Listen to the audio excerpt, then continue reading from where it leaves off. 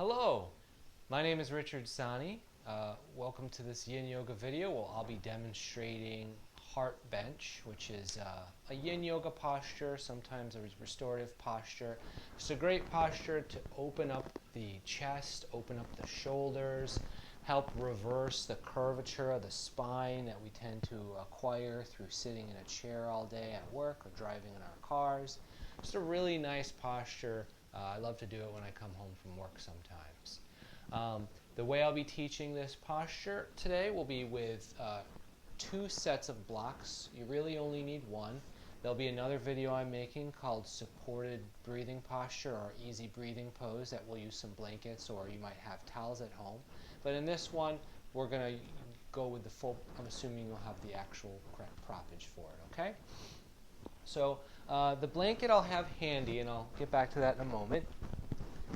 Two of the blocks I'll keep down on the lower side of my mat. My other two blocks, what I'm going to do here is take them and place them behind me. All right. So the one block is going to be behind me, and it's going to be perpendicular to the corners of the mat, and the other block is going to be just below that, and it's going to be running long ways, edges parallel to the edges of the mat. And it's going to be in a T shape with about 4 inches between the upper block and the lower block, okay? And so this right here is what I would call the medium setting on blocks. Some people, if you're really flexible, could do the high setting. A lot of folks will want to start with the low setting. So low, medium, high. Most people are going to do medium or low. So I'm going to start on the medium setting. Going to start with about 4 inches of space. My legs will be straight out in front of me, okay? So what I'm going to try to do is get my heart centered right on this lower block here, okay?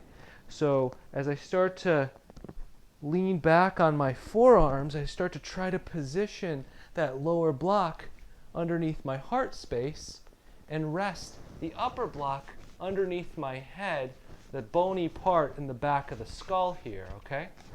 And I might use my arms to kind of position that lower block a little further downward just to feel like I'm getting good heart support.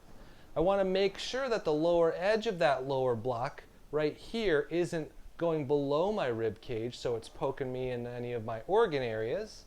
And I want to make sure that my head is nicely supported by the upper block. You might have to do a little fidgeting the first few times you try this posture, but it's worth taking the time to get it right, especially if you want to stay here for a few minutes. As far as your hands, a few things you can do with your arms. You might bring them out to the sides like a T. You might clasp your elbows or forearms and let your arms dangle overhead. This can be really nice for the shoulders. Or you might choose to rest the hands right on the bellies or the low ribs.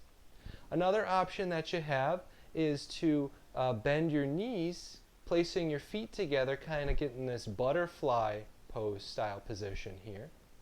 And then from this place, it's where you start to allow yourself to really relax and find yourself just existing in the pose, soaking up the benefits of opening your chest, subtle back bend to the spine, and focusing on the breath. And when you're breathing in this posture, just feeling the back body supported by the props underneath it, feeling the breath enhance the sensation of the back bend. Maybe relax your eyes, relax your jaw, and just let yourself sink into this heart bench posture. Now, you'll notice I've got those two blocks at the bottom of my mat. I'm going to pop up here quickly. I'll show you the proper exit in a moment. But it might be nice to keep these blocks a little bit closer to you. So if you do bend your knees, you can take these blocks and place them right underneath those knees. And it can just help further relax through the hips, relax through the legs. Okay? When you're ready to officially exit the pose, I like to stay here anywhere from 5 to 10 minutes. You could straighten out your legs, bring your arms in a little closer to you, drawing the elbows in towards the armpits, and slowly choosing a side you're going to roll more off toward. I choose my right side. I'm going to start to roll off toward the right side, press into my right forearm, bring my chin to my chest, and slowly peel myself up. When I get up there, I'm going to bend my knees, draw my heels in a little bit closer to my hips, and just wrap my arms, my forearms in front of my shins as best I can, maybe holding my wrist or holding my legs. Let my chin fall to my chest. And take about 3 to 5 breaths here. Kind of call this a ball pose because you're just kind of folding into a little ball here at the end of your mat. Breathing into the upper back body, into the mid back body, just subtle counter pose. When you're ready, inhaling back up, stretching out your legs. You might point and flex your feet. Take any other little movements, gentle just twist of your spine, rolling out the shoulders. And there you go, you've performed heart bench posture. So, the key things to remember with this posture is to make sure that you've really got this lower block right underneath your heart space.